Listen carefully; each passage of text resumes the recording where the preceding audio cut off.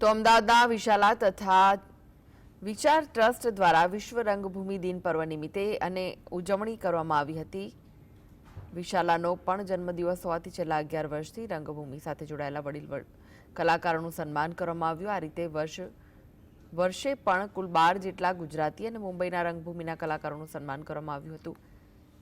તેમાં મુખ્ય અતિથિ તરીકે ગુજરાત વિદ્યાપીઠના કુલપતિ હર્ષદ પટેલ ઉપસ્થિત રહ્યા। આ સન્માનમાં કલાકારોને એવોર્ડ, પ્રમાણપત્ર, સાલ તેમજ 5000 રૂપિયાના સિક્કાથી થેલી અર્પણ કરવામાં આવી, જેમાં ફિરોજ ભગત, મનોજ શાહ, કૌસ્તુભ ત્રિવેદી, યુક્તિ મોદી સહિતના કલાકારોનું સન્માન કરવામાં આવ્યું।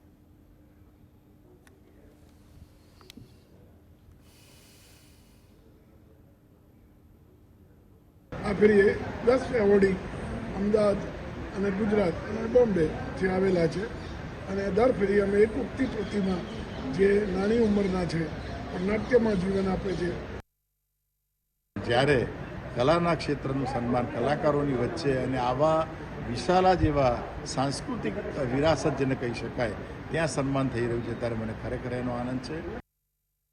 આ વર્ષે એઝ અ યંગ કલાકાર એ લોકોએ મારી પસંદગી કરી છે, જેના માટે હું ખૂબ જ ખુશ છું અને ખૂબ જ આભારી છું આ ટ્રસ્ટની કે એમને મારું કામ એ યોગ્ય લાગ્યું કે આજે આટલા સિનિયર આર્ટિસ્ટ સાથે એ લોકો મારું સન્માન કરે।